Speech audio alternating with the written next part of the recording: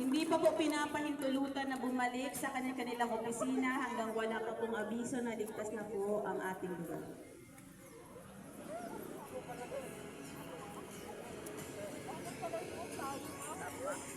At upang masiguro na ligtas na ang mga lugar, ang ahensya ng Municipal Engineering Office ay inaatasang mag-report at mag-conduct ng initial inspection sa mga gusali upang masuri ang mga pinsala na dulot ng lindol. Matansya ang halaga ng mga ari-arian na pinsala at magdeklara kung ang lugar ay ligtas na po gamitin. Si Ate San.